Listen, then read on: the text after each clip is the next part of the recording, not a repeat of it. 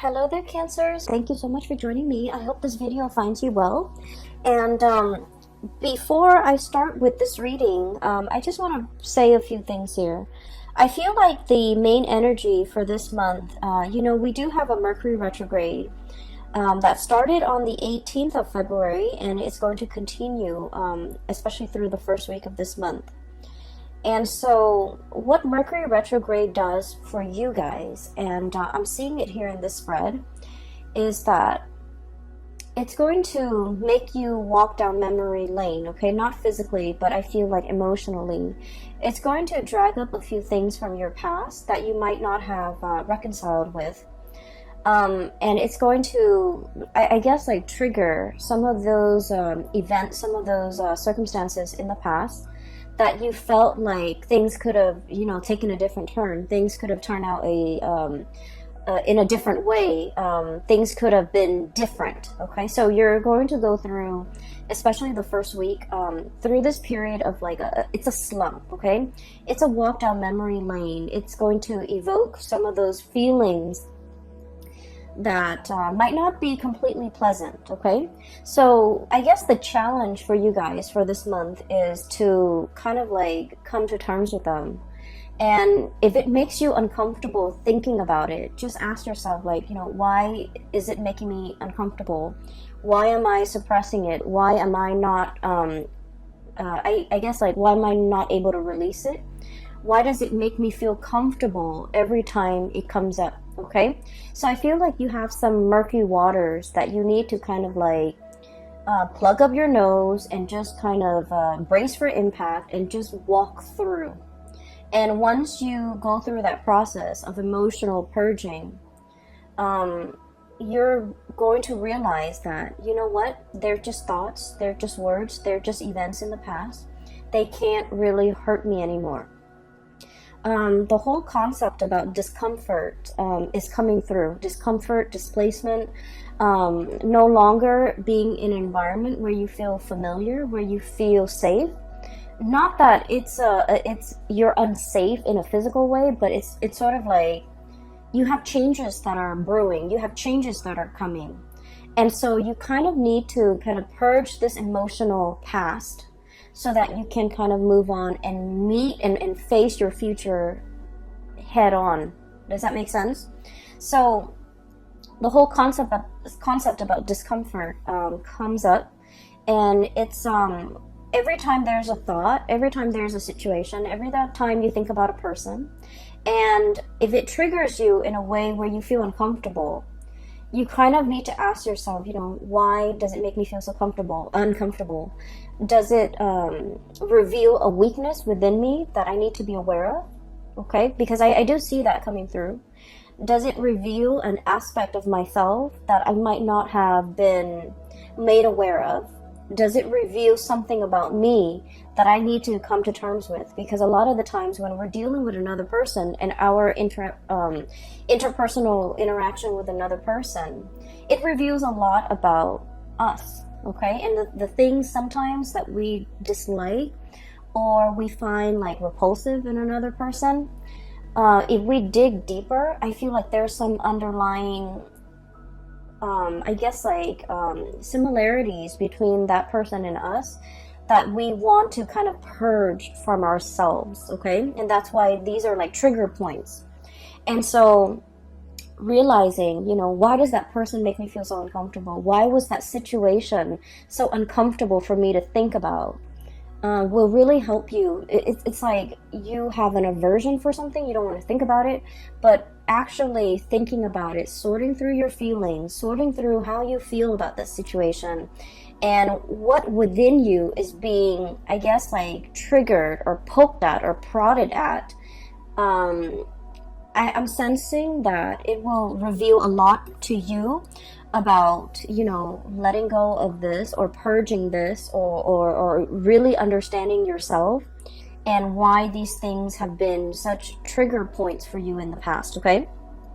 So I would say the first week of March, it's not going to be completely, I want to say smooth, okay? On the emotional front, I don't feel that it's going to be smooth. However, as we progress through the month of March, you're going to be in a much better frame of mind, and you're going to feel so much better, so much lighter, and the purging needs to happen in order for you to feel lighter. And I feel for many of you it is emotional purging. For many of you it is like physically purging belongings, stuff that has accumulated, okay? Ways of dealing with people, or even like unhealthy coping habits that you've been resorting to as well. So I do feel like there's a lot here to be said about growth, about self-awareness, about really understanding yourself and realizing where your strengths and your weaknesses lie, so that you can work to fortify your weaknesses and you can work to enhance your strength. Okay, so it's all about self-care, it's all about self-awareness, it's all about, you know, grooming the self in preparation for all the really wonderful good things that you have coming for you. So the way that I look at this reading, it seems like this, okay? Honestly, everything that is over here is phenomenal, okay? We do have these two cards that they're coming out very early on in the spread, so I feel like their energy can feel a little bit heavy. So these are emotionally heavy cards. And then if you can, you know, find yourself kind of like bouncing above this or overcoming this, everything here looks very promising. All right. When I was shuffling out this spread for you, I saw an image, and it looks to me like a gas station back in the 60s, 70s. So I see this young man, he's driving like an Oldsmobile, like it's a really, really old car, but he painted it red, and you know, he takes really good care of it. He's giving it like premium grade gasoline, and he's very young too, so he looks like he's about 20, and he's wearing like just a it's not super clean, but just a white simple shirt, and he's wearing like, you know, pants and suspenders. He's got a little hat on. So he's like polishing the car, he's putting gas in it, and it's like, it's very shiny, it's shimmering. It seems to me like it might be a car that his dad passed down to him or his grandpa passed down to him.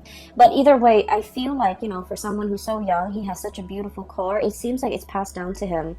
And so it has sentimental value. So he's at a gas station pumping gas. And then there's another man, older, possibly in his 50s, kind of haughty, kind of like stuck up looking. And the man admires the car, and then he approaches the young man. He was all like, "How much you want for that car?" And the man's like, "Oh, it's not for sale." And he goes back to pumping gas. And the older man was all like, "I'll give you, you know, 5,000 for it." And the guy was like, "Sir, it's not for sale." And he goes, "I'll give you, you know, 6,000. He goes, "No." And then the guy keeps upping the price, like 7,000. And the young man tries to ignore him. And the older man, he's kind of like getting kind of upset, feeling like he's ignored, feeling undermined, feeling like, you know, why don't you want my money? Things like that. And so I feel a little bit of a standoff, like a little bit of a confrontation between these two people. And it's done in a very subtle way. And the older man is thinking, well, everyone has a price, you know. There's a price for everything. And then the young man just keeps ignoring him, and he goes about his business, wiping the car, and while the gas is filling up. And the older man was all like, well, everyone has a price. He tells the young man that, and the young man was all like, this is not for sale. Or, you know, like, I'm not for sale. Or, I don't have a price. Okay? So, when I saw this, I was thinking, you know, you're pretty much like the young man, okay? And the mentality here is that, you know, there's a situation that you're not really compromising on, okay? So it could be like a negotiation, a bartering process where somebody is trying to get the best deal. And I feel like you're very fixed about what you will or will not compromise on. And you're very fixed about what you will or will not tolerate, or you're very fixed about where you stand, okay? It's like, I will not budge from this position. So it's very much about defending your territory, not letting people walk all over you. But at the same time, the underlying message here is you're staying true to yourself, and you're realizing there are some things that money really can't buy, okay? And so when I saw that theme, I feel like the energy is played out in both of these cards. So first of all, we have here the Ten of Swords and the Seven of Pentacles. And let me talk about these two cards in tandem, because I feel like for many of you, you're going through this very reflective, introspective mode, and you're trying to, you're looking at events from the past. You're looking at everything that you have done, okay? He's got a broom in his hand. Little red broom right there, and it's like cleanup, okay? Major cleanup, major repairs, major like overhaul, okay? Like I feel like it's cleaning up the pieces of your life, cleaning up a situation that has gone astray, cleaning up a situation that has gone awry, cleaning up after a potentially like an aftermath of some event that was not completely desirable, okay? Cleanup is messy. Cleanup is, no one wants to do it, honestly. And so I feel like there's a situation here where something needed to be cleaned up. And you've gone through that process of cleaning up. And you're sitting still, contemplating, and trying to figure out, what was that all about? What could I learn from it? Why did it happen? Why did these events happen the way in which they did? And, how do I ensure that it doesn't happen again in the future? I feel like there might have been a falling out, okay, between you and another person. I have here the Ten of Swords. And the Ten of Swords is sort of like being very hurt by the actions and the words and that somebody, it's like somebody saying something or doing something to you that is very, very hurtful, okay? And with the Ten of Swords, it's like, whoever that's launching the swords, they had 10 tries and they hit the target every single time. So it feels like it's very personal. It feels like very directed. And it feels like, I feel like somebody really hurt you. Somebody might have said things that really triggered you. Somebody might have aimed for your weak spot. Somebody might have, kind of like hit below the belt or targeted you in a way where it was very directed, it was very purposeful, and it was done in a way that was like, there's no coming back from it. There's no way to say, oh, I'm sorry, and make the situation go away. There's no reviving this situation. There's nothing that anyone can do now to make all the pieces come back together. And so I feel like there was a situation in your life that has, ended, and it ended in a pretty crappy way. And so you're looking at the aftermath. You're looking at, why did this person do what they did? Why did they behave in such a manner? What did I do to deserve this? And are they aware of how much they've hurt me? Are they aware of, how sensitive I am? Because Cancers, you guys are very deeply sensitive. And that is why you don't go out of your way to hurt anybody. Because you understand that, words can cut and words can't be rescinded. They can't be taken back. And so I feel like you're contemplating and trying to understand the situation. Why did they say such hurtful things? Why did they do what they did? You're struggling to try to understand, like, why did they take it so personally? Or why am I even taking this so personally? And what you have to understand, though, is I feel like, there was a situation here where somebody's ego was at stake. Okay, somebody's like, somebody either felt very ignored, somebody either felt very undermined, kind of like that man, it's like, I'm here, I'm trying to make you an offer, and you're not even listening to me, you're turning away, and things like that. And I feel like you were dealing with somebody, and whatever you told them, they couldn't take no for an answer, okay? It's like telling them no multiple times. And you guys in general are not super assertive.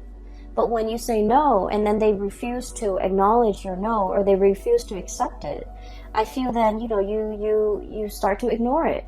And then I also feel like this person was like fighting for attention.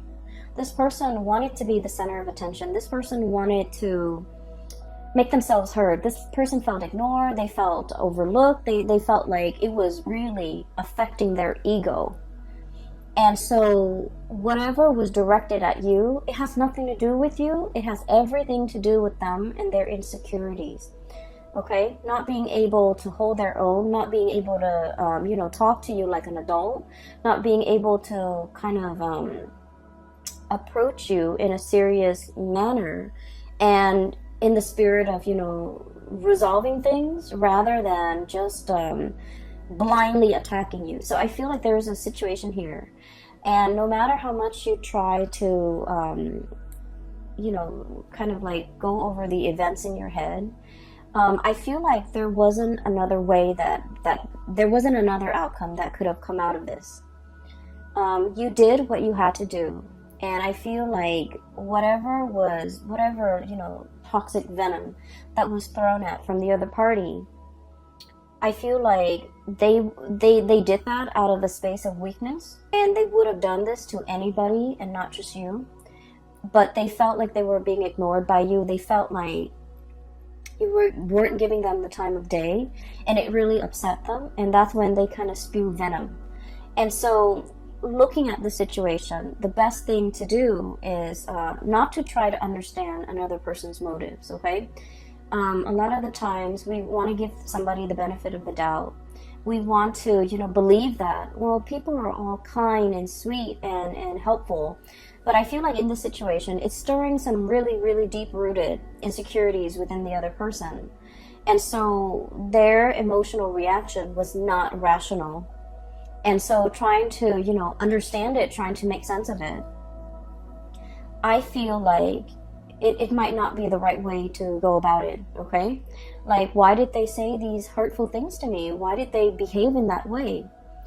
And their actions was not coming from a space of rationality, so don't try to wrap your head around it, okay? It doesn't make sense. Does that sound like I'm making sense? So,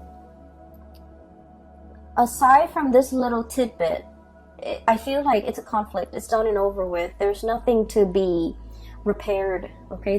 Nothing can be done. Nothing can be repaired. Nothing can be fixed. Nothing can be salvaged. So it's a done deal. And because it's a done deal, we kind of need to move on, okay? So 10 of Swords. This is an ending here. A major relationship, a major situation a major phase in your life even, has kind of like ended. You're doing the cleanup. You're dealing with the aftermath. You've already cleaned up. You've already kind of like moved away from it. But I feel like, every now and again in the first week of March, memories will get triggered. Events will trigger and bring you back to that emotional space. And don't try to make sense of it, okay? Do your cleanup.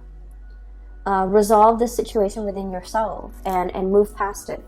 Because what is right behind you and you're kind of turning your back to is we have the Ace of Wands, and then we also have as well the King of Swords, okay? So this indicates to me a lot of new energies that are in store for you that you need to be facing head on, okay? The Ace of Wands usually indicates some type of a new project, something that is very phenomenal, something that you can kind of like carry into your future with you. It's the Wands energy is a torch, okay? It's like something that is exciting and fun and passionate, and you're gonna feel very committed and very driven.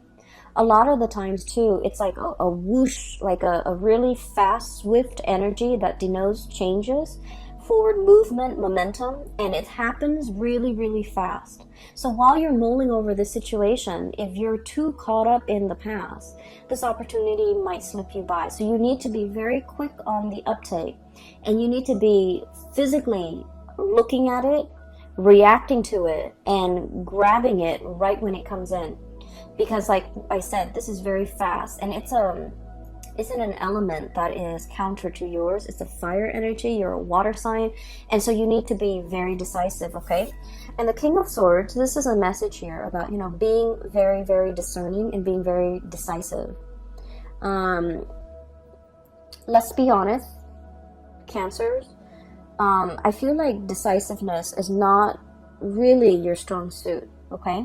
And the best way that I can explain this, and I don't know if you might relate to this, but what I feel is like with the Cancerian people, you know how if you look at the night sky, right, every night the moon, it changes its shape, okay?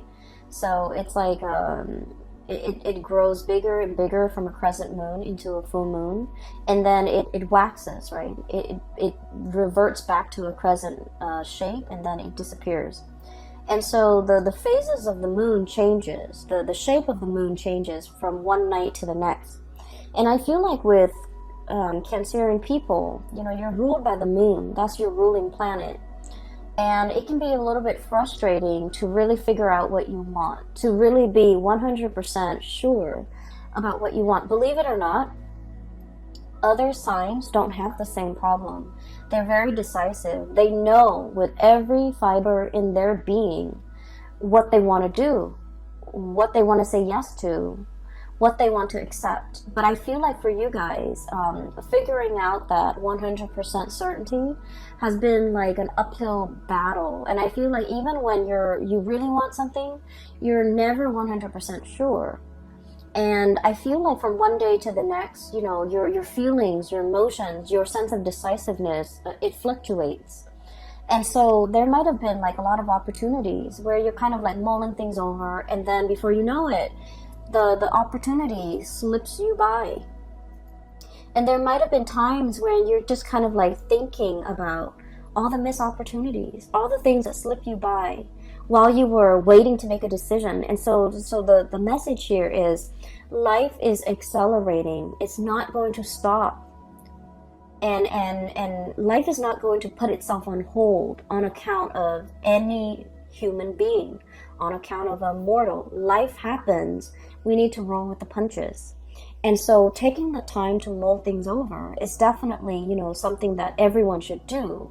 However, I feel like there has been missed opportunities, multiple missed opportunities.